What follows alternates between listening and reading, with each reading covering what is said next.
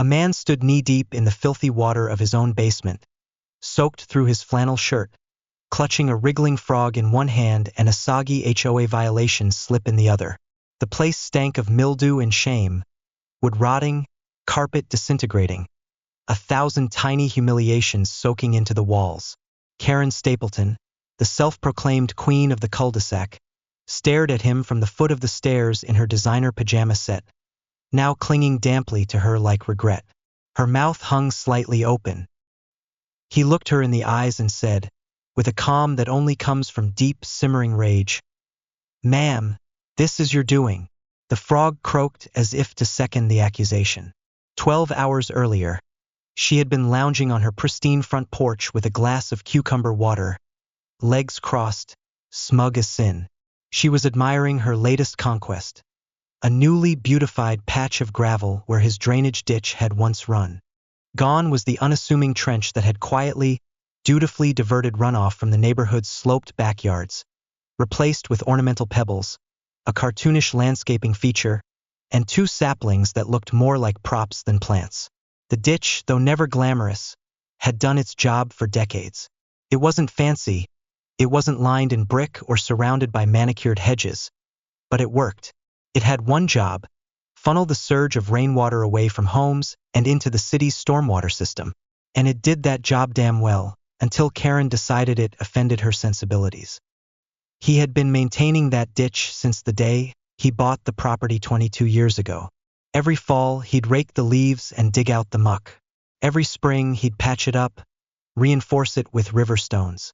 It was as much a part of the home as the mailbox or the shed out back. And perhaps more importantly, it kept not just his home dry, but Karen's as well. Her backyard sat slightly higher than his, but her walkout basement was dug into the slope, forming a natural basin. A bowl, a trap. When the ditch was open, the water had a clear path downhill, away from both homes. But block it? Well, gravity doesn't give a damn about HOA bylaws. See, Karen had recently been elected president of the Homeowners Association. Not by a landslide, not even by popularity. No, she ran unopposed because no one else wanted the job. She promised unity and aesthetics. What she delivered was tyranny wrapped in floral stationery. Within weeks, she'd sent out newsletters with passive-aggressive language about unsightly features and neighborhood harmony. Her first target was mailbox height, then garden ornaments. Lawn gnomes were declared persona non grata. But her real obsession, her white whale, was the so-called natural easements. She used that term like it was a curse word. At the next HOA meeting, she stood in front of the board like a kindergarten teacher delivering a lecture on proper coloring technique and unveiled her master plan, the beautification of utility easements. Her voice was honey-coated steel. Her slideshow included before and after renderings, the before showing modest but functional drainage ditches, the after replacing them with gravel beds, decorative shrubs, and a smiling cartoon sun overhead like something out of a brochure for artificial joy. He remembered choking on his coffee when he read about it in the monthly newsletter. Surely, he thought, no one would be foolish enough to approve this. Surely someone on the board would point out that these were functioning drainage paths, shared infrastructure, for God's sake. But that's the thing about apathy. It votes by absence. And Karen knew how to wield apathy like a sword. Within 2 weeks, a landscaping crew arrived in pastel polos and spotless boots. They carried wheelbarrows full of gravel, plywood for blocking the trench, and a rented cement mixer like a priest bearing holy water. He stood on his back porch, rake in hand, as they dismantled the ditch under orders from the very organization he paid dues to. Karen herself arrived mid-morning, clipboard in hand, yoga pants and mirrored sunglasses, issuing instructions like a general. She told him, with a smirk that could curdle milk, that the ditch was non-compliant with the visual language of the community.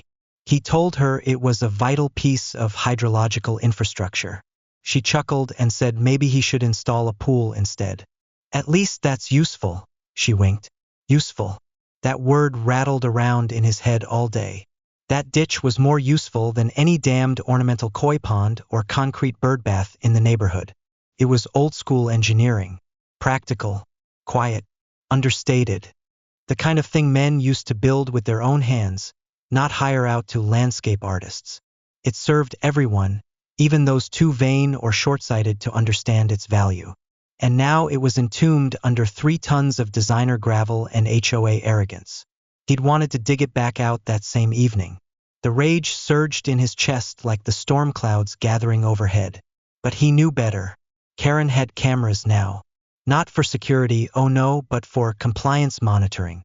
Touching the gravel garden would result in a fine. Maybe even a legal summons for unauthorized soil displacement. So he bided his time. Like any good tactician, he documented. He took photos, timestamped videos, and printed off old city maps showing the easement boundaries. He created a folder, a war chest of facts, ready for the right moment. And then the rain came. It wasn't the gentle kind. This was Midwestern July, when the sky gets angry and the clouds boil like spilled tar. The first drops hit the roof like warning shots. He stood under his porch awning, coffee in hand, watching the water pool exactly where it always had. But this time the ditch was silent, dead, a blocked artery in the earth. The runoff hesitated, built pressure, then surged sideways, searching, always searching, for a path. Found one, downhill, straight to Karen's backyard. Started slow, a creeping tide across her precious lawn, turning her garden mulch into soup, making her white stone path look like drowned bones. Then the windows began to fog. From the inside, the water had gotten in. The lights flickered, and somewhere across the street, the shrill whine of a shop vac tried and failed to reverse nature. That night, the street fell silent. Just the sound of water claiming what had always been its right. By dawn, he was outside again. Coffee. Calm. Karen came storming across the street like a soaked banshee. Her pajama pants clung to her legs, hair frizzed, face a mask of accusation. She waved a soggy violation slip in his face. "This is your fault," she hissed. "You knew this would happen." He didn't raise his voice, just went into the garage and came back with a neatly labeled folder. City maps, photos, a diagram of the slope. "Here's the ditch before," he said, laying down the first photo. "Here's the gravel crew. Here's the water flow last night." Each page slapped against her outrage like a cold hand. "You blocked a drainage ditch in a floodplain. I'm just letting physics do the talking." She stood there, mouth twitching, trying to formulate a counterattack. But all the HOA jargon in the world can't argue with wet drywall and insurance clauses. He told her softly that she might want to check her coverage. Floods caused by landscaping negligence aren't typically covered. Her eyes flickered with the realization. Not guilt, not remorse, just the cold, creeping awareness that her little kingdom was sinking literally and figuratively. A frog leapt from the grass and landed in her crushed flower bed. Croaked. Loud. Honest. She spun on her heel and splashed back across the street. And just like that, the first crack appeared in her throne. But he wasn't done yet. Not by a long shot. Because that wasn't just rain. That was the opening salvo. The start of a reckoning. And every storm has an aftermath. Every ditch a destination. He would let the water do what it does best. Flow forward, pull the truth with it, and wash away whatever refused to listen. Because gravity doesn't negotiate. It doesn't compromise. And sooner or later, it always wins. The storm had passed, but the silence it left behind was louder than thunder. Streets once manicured now glistened with silt and shame. The sidewalk in front of Karen's house was streaked with runoff and crushed hydrangea petals. Her backyard, once her pride, her magazine spread of suburban superiority, looked like it had been dragged through a war. Mud clung to the siding. One of her precious white patio chairs had wedged itself sideways against the neighbor's fence like a stranded yacht. But the most telling sight was her basement window, shattered inward, like nature had punched its way into her delusions. And not a single person came to console her.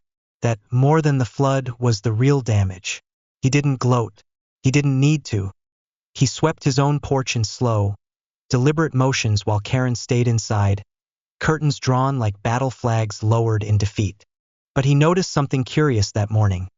Two of the neighbors, previously die-hard supporters of Karen's every ordinance, crossed the street when they saw her emerge briefly to assess the wreckage.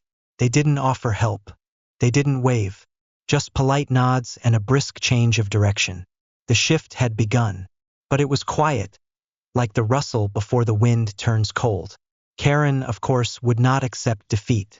That wasn't her nature. She was a woman used to wielding control through paper, policy, and performance. That week, she did what bureaucrats always do when cornered. She staged a presentation. At the next HOA meeting, held not in a neighbor's garage as usual, but in the community clubhouse she insisted be reserved, she unveiled her narrative. A printed slideshow titled Hydrological Disruption and Unauthorized Modifications. A case study. He sat in the back row, arms folded. She spoke with the passion of a failed weather reporter turned conspiracy theorist, pointing at grainy photos and referencing community bylaws like scripture. Her claim?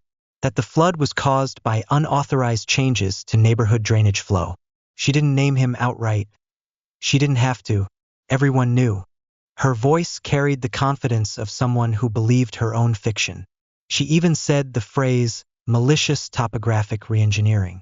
Someone near the snack table choked on their ginger ale. But no one laughed aloud. Not yet.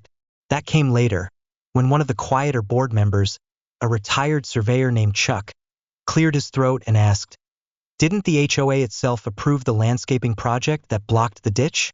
Karen froze, just for a second. Then she tried to pivot, claiming the alterations were cosmetic. Another board member chimed in, gently but firmly, "But you signed the work order, and it says, permanent structure." Her smile twitched. Her slideshow stumbled. He didn't say a word. Didn't need to. The real conversation had already begun. It wasn't on the projector. It was in the glances exchanged between neighbors, in the whispered questions, the sudden interest in meeting minutes and property maps. It was like someone had turned on a light in a room everyone forgot they were standing in. The next day he took his folder, now thick with photos, maps, and HOA newsletters, to City Hall. He didn't go looking for revenge. He went looking for answers and accountability. At the zoning office, he met Mark, a city worker who had the tired patience of a man who'd seen too many arguments about whose fence was 2 inches over the line. Mark raised an eyebrow as he flipped through the evidence, especially the landscaping beautification photos where the old drainage ditch clearly used to run. Was this approved through proper channels? Mark asked. He shook his head. Only through Karen's clipboard. That got a chuckle. 3 days later, 2 city inspectors showed up on the street with bright orange vests and long steel measuring rods. They walked the easement. They took pictures. They tested soil elevation and took water level readings from the previous storm. Karen stood in her driveway, arms folded, refusing them access to her side of the property. "Not without a warrant," she snapped. They noted her refusal. That was enough. A week after that, the HOA received a formal citation. Violation of city code regarding obstruction of regulated runoff. A deadline was given, 30 days to restore the easement or face penalties. Karen lost her mind. She posted a scathing letter on the digital HOA bulletin, accusing the city of overreach and hinting at political targeting. She accused him of bribing inspectors. The post was up for 2 hours. Long enough for screenshots. Then it vanished. But something still didn't sit right with him. Karen was not stupid. Vain? Certainly. Arrogant? Like a peacock in a pantsuit. But not reckless. So why had she pushed so hard to block that ditch? Why risk her own basement? That's when Denise knocked on his door. She was a quiet woman, lived 2 doors down from Karen, and had barely spoken a full sentence to anyone in months. But that day, she came with a flash drive in her trembling hand.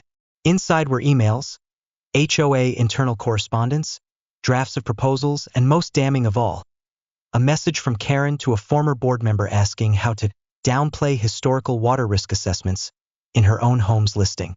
Another email showed Karen suggesting the ditch removal could improve her property's curb appeal and make the backyard look more expansive to potential buyers. He sat in silence as he read through them. She had known. She had always known. The floods weren't a surprise. They were collateral damage. calculated risk, or perhaps just hubris cloaked in real estate strategy. He didn't need to drag Denise into this any more than necessary. He thanked her, promised confidentiality, and added the emails to his growing war chest. The next call he made was to his friend Alan, a retired civil engineer now teaching part-time at the local community college. Alan laughed when he heard the story. She blocked a functioning ditch on a slope? What did she think the water would do? Ask for directions. 2 days later, Alan emailed him a concise report. It included diagrams, runoff projections, soil absorption data, and a quote that would later be repeated in multiple HOA meetings. Gravity is not negotiable. With the 30-day city deadline looming, Karen made one last desperate move. She sent a neighborhood-wide email claiming that she was in the process of legally appealing the city's order and that any interference with the current landscaping would constitute obstruction of due process. The email was laced with vague legal terminology and even vaguer threats.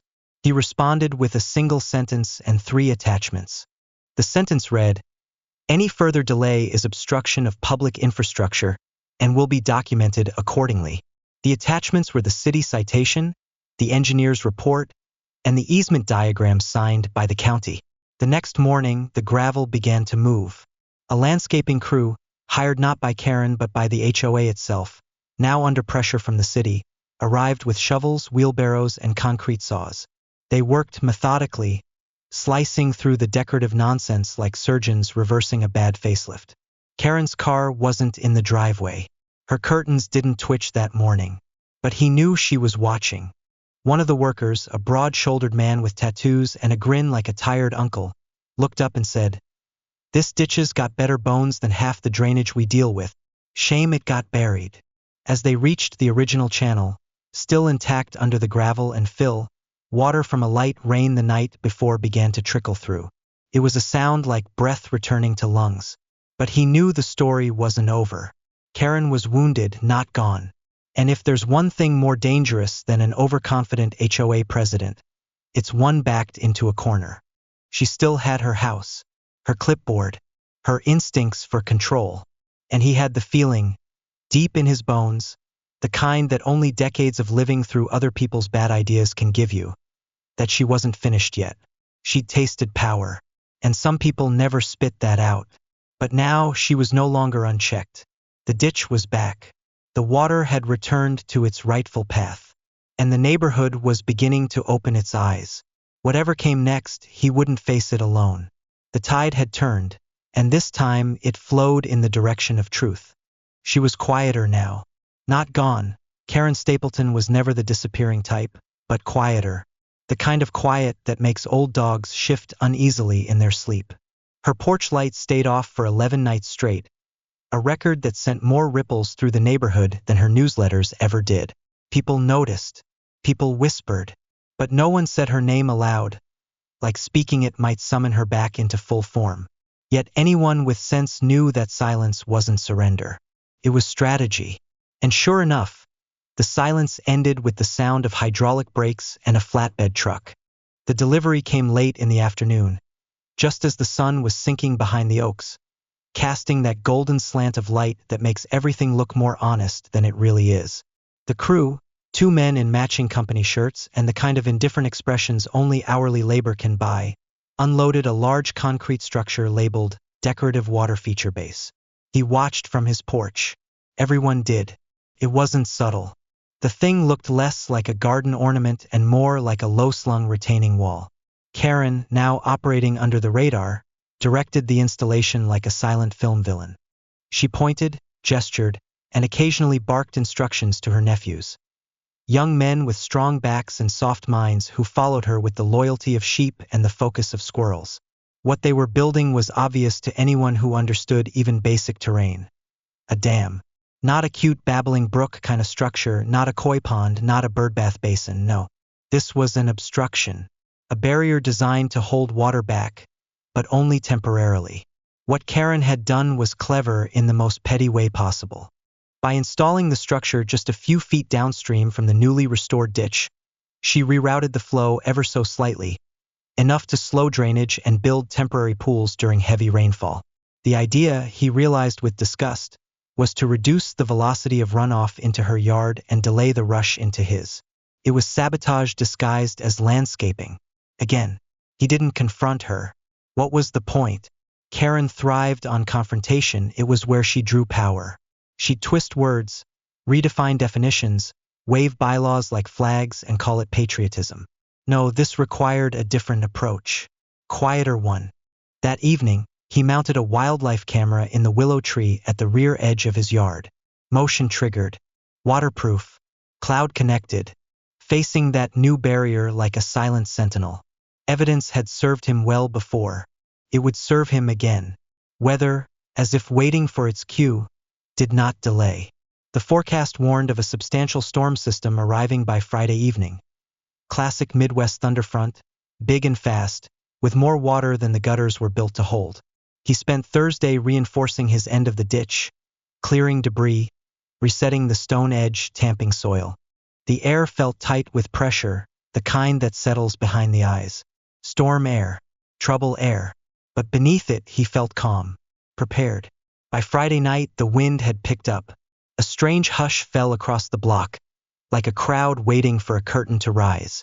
He sat in his garage with the door open, just like last time, thermos of black coffee beside him. The rain came fast, thick, heavy, pounding the roof like fists. The ditch roared to life. Water surged forward, slicing through the trench with righteous energy. But then, just as predicted, it hit Karen's dam. The flow slowed, swirled, began to back up. For a moment, it looked like her scheme might work. The pool behind the barrier swelled, dark and angry, holding back the force. But water doesn't like to be told, wait. Pressure built, and with a sudden, shuddering pop, one of the side channels her nephews had carved collapsed. The water didn't just spill, it lunged. It surged across the lawn like it remembered every insult it had been dealt. Straight for her walkout basement. This time, the glass didn't even put up a fight. The window pane surrendered with a shatter that echoed even through the storm. Water poured inside. Furniture shifted. Cardboard boxes, surely full of seasonal decorations and tax records she hadn't filed, disintegrated. His camera caught every frame. From the collapse to the breach to the unmistakable image of Karen herself appearing in the frame, wild-eyed, clutching a flashlight like a weapon, too late. The flood had returned. But this time it was personal. The next morning was gray, calm. A steaming mist hung over the yards, giving everything a dreamlike fuzziness. But the damage was very real. Karen's yard was shredded. Her decorative basin cracked in two. The porch sagged visibly. And the neighborhood? Well, the neighborhood had seen enough. By midday, the inspectors returned, this time with someone from the Department of Environmental Services. They carried a printout from his camera's feed. The new obstruction had directly violated the city's runoff regulations. Worse, Karen had denied them access again, citing privacy, property rights, and something about constitutional overreach. They were unimpressed. A formal warning was issued. Comply or face civil penalties and environmental damage citations. Karen, notably, did not appear at the next HOA meeting. Instead, she sent a written statement via her most loyal, now visibly uncomfortable ally, claiming she was recovering from a personal hardship and needed space to heal. No one asked for details, but what unfolded next wasn't legal. It wasn't even structural. It was communal. Neighbors began sharing stories. Some whispered, some not. About fines they'd paid for infractions that didn't exist. About being shamed in newsletters for lawn height or wind chimes. About that time Karen tried to ban red holiday lights because they clashed with the winter aesthetic. It spilled out like water over a broken levee. Quiet resentment became vocal. A petition was drafted. A recall was proposed. And then came the audit. At first, it was casual, just a few neighbors poring over old expense reports. But what they found wasn't just sloppy. It was damning. Beautification projects paid to a company registered under Karen's cousin. Landscaping tools ordered in bulk, never seen. Holiday decor receipts with totals that looked suspiciously like Caribbean airfare. He didn't say, "I told you so." He just kept tending the ditch. Every few days, someone new would offer to help. A rake, a bag of stone, a thermos of soup. It wasn't about drainage anymore. It was about reclaiming something.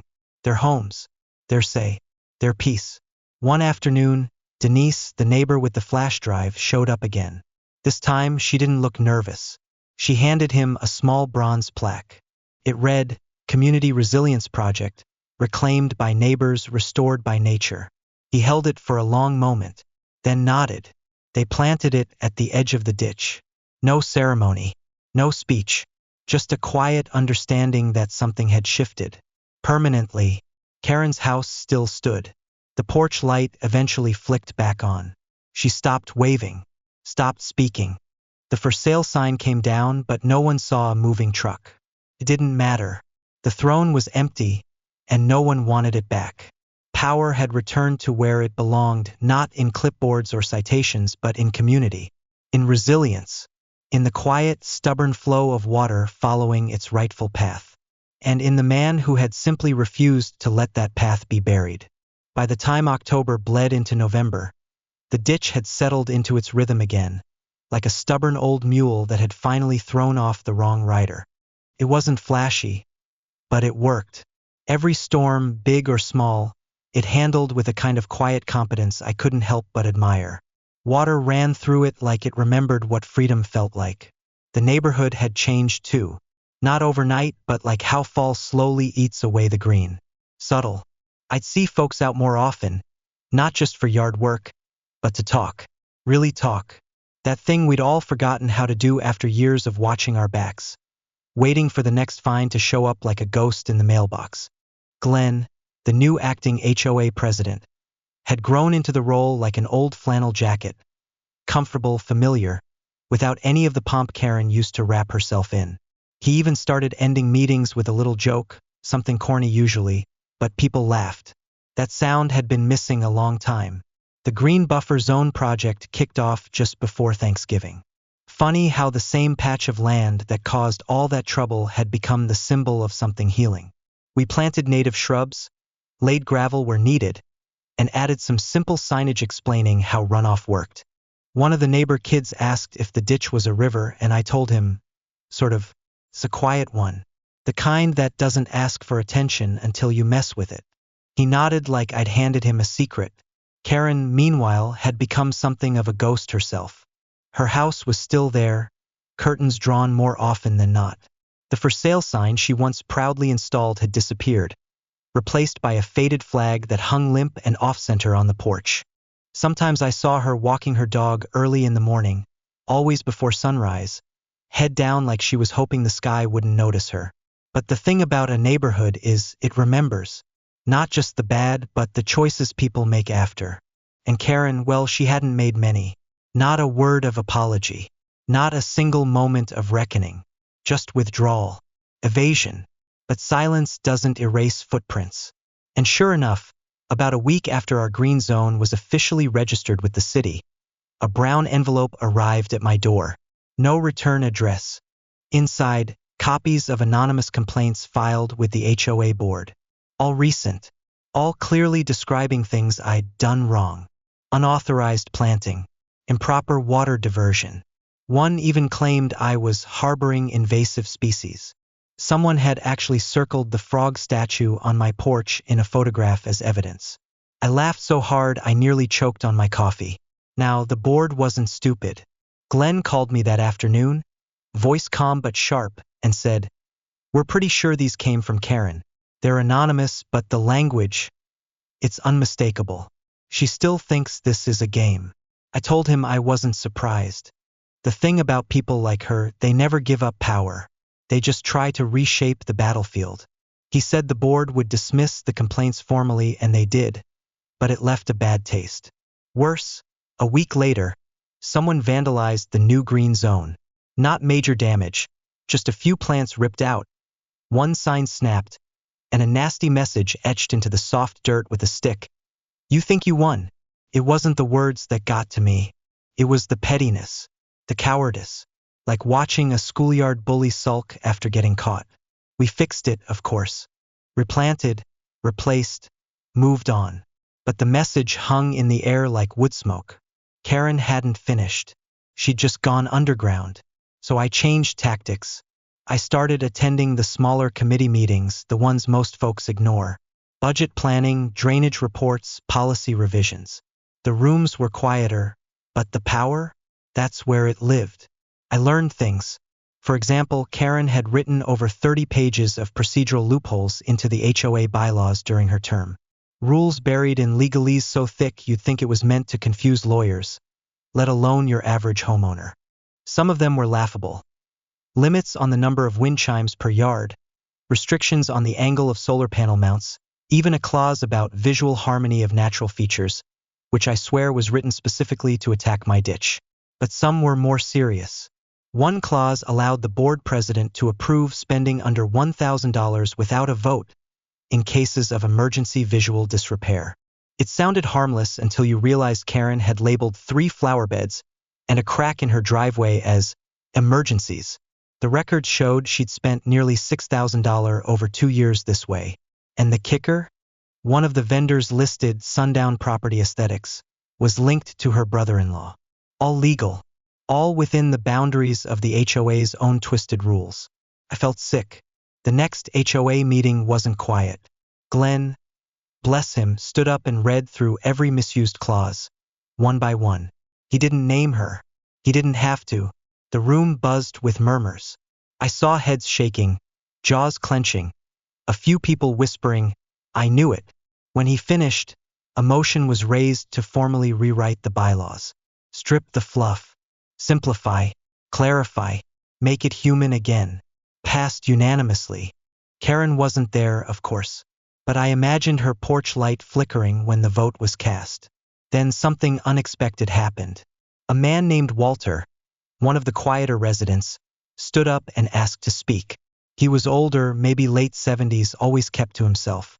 I'd never heard him say more than a polite hello, but now his voice carried like he'd been holding something in for years. I used to be proud of this place, he said. We looked out for each other. Then somewhere along the line, it became about control.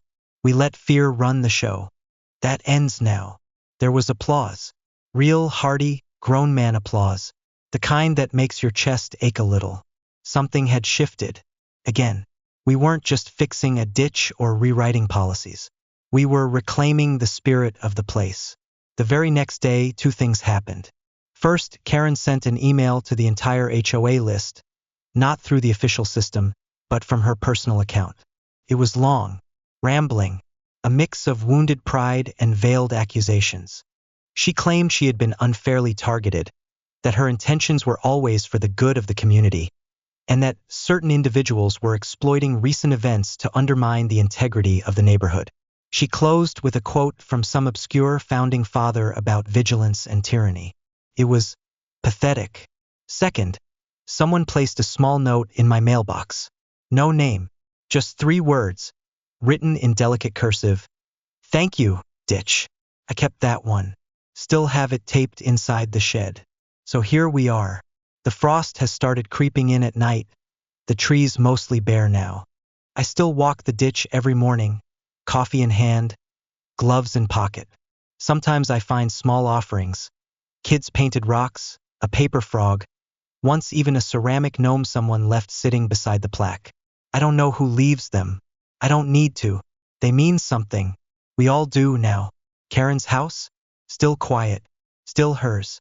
But no one looks at it the same way anymore. Not as a fortress or a throne or a looming shadow. Just a house. One of many. No more. No less. And me? I'm not a hero. I'm not a rebel. I'm just a man who saw the water rising and refused to pretend it wasn't. Maybe that's enough.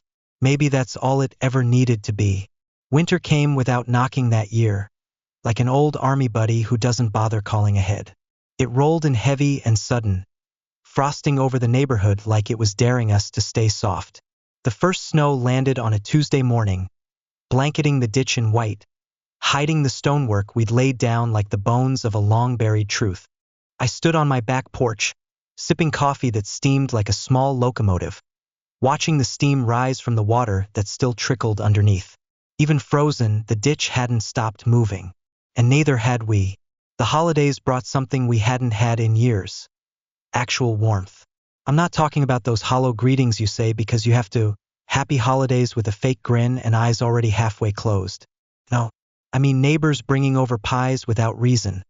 Folks stopping to shovel each other's driveways before their own. It was like people finally realized we were all on the same street again.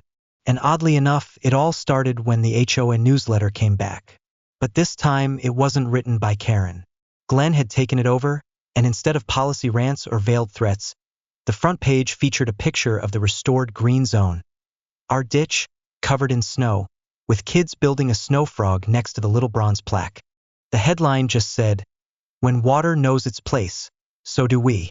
Underneath, a simple line, "Thank you to everyone who helped restore what matters." I didn't expect much, but I'll be damned if 3 people didn't stop me that week to say how proud they were. One of them was Ted, Vietnam vet, rough hands, always wore the same flannel with a grease stain on the sleeve. He clapped me on the shoulder so hard I thought my collarbone cracked and said, "We let it go too far. Thanks for reminding us how to fight without yelling." That meant something, but not everything was settled. Karen had been quiet, but quiet doesn't mean still. That silence she wrapped herself in? It was the kind that waits. We started noticing it just after New Year's. Little things. A neighbor's garden flag disappeared. Someone's trash can got reported for being on the curb too long. Minor stuff. Petty. But familiar. Then came the petition. A thick manila envelope showed up in Glenn's mailbox, hand-delivered, with a formal request to reverse the bylaw amendments made after Karen's removal. No sender. Just a typed list of concerned residents. The names? Almost all were either elderly shut-ins or folks who'd moved out months ago. A few had even passed away. It was ghost signatures. Karen had gone full Spectre mode, trying to undo everything from the shadows. Glenn called an emergency board session. We met in the community center again, this time with more chairs than we needed. But we came prepared. He laid the petition out on the table like a crime scene photo. I watched as one neighbor after another read it, their mouths tightening like drawstrings. It wasn't just the fraud. It was the insult. The idea that we could be tricked back into the dark. That someone thought they could wear power like a Halloween mask and we wouldn't notice the eye holes. We voted to investigate the signatures, of course, and passed a resolution. Any future petition must be accompanied by ID verification. It was bureaucratic armor, sure, but it was ours now. And that was when something strange happened.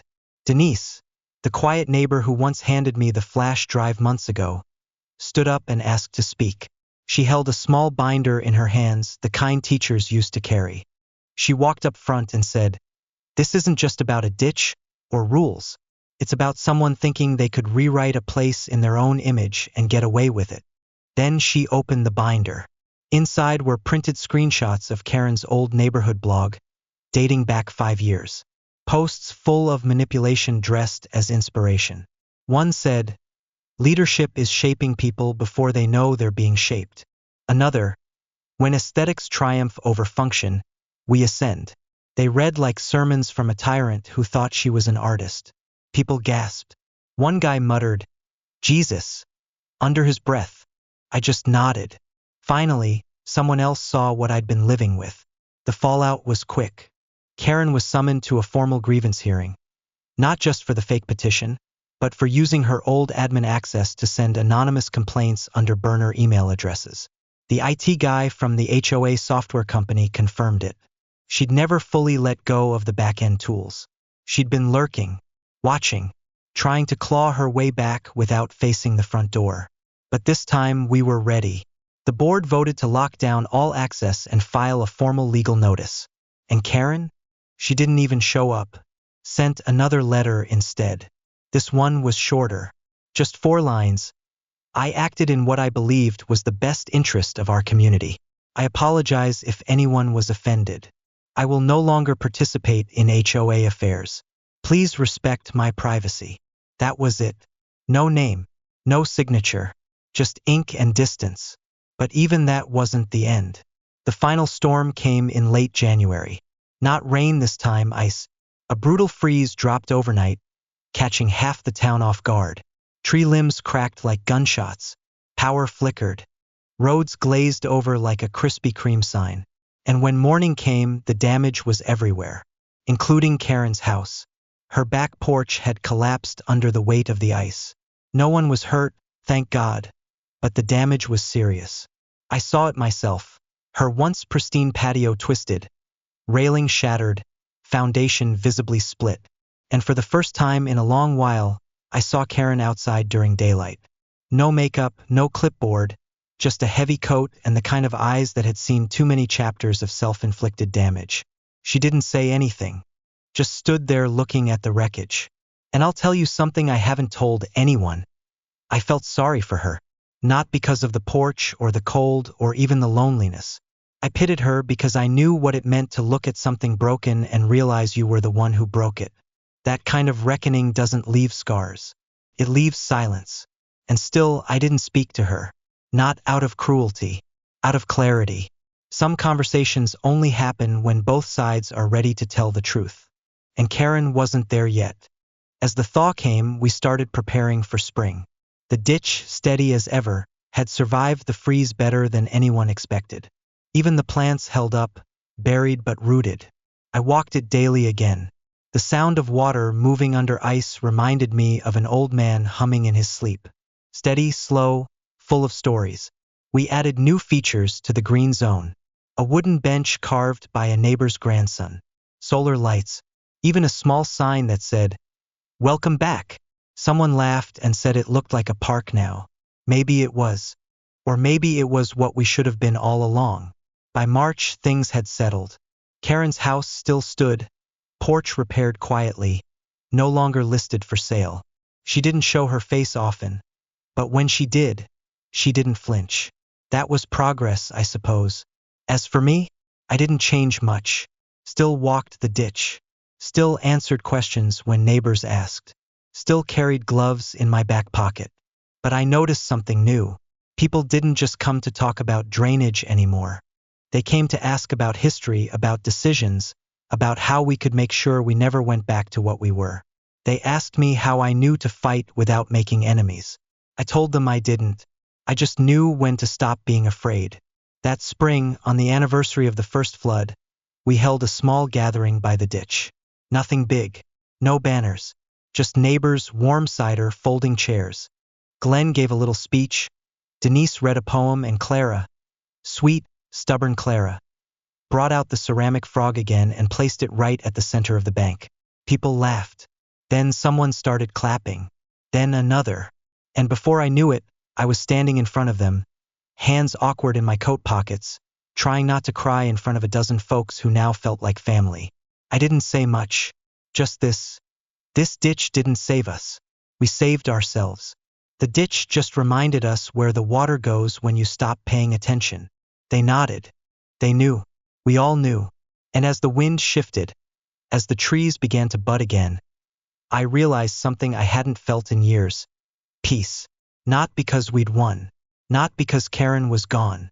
But because we remembered how to be neighbors again. That's something worth walking for. Worth fighting for. And damn sure worth remembering.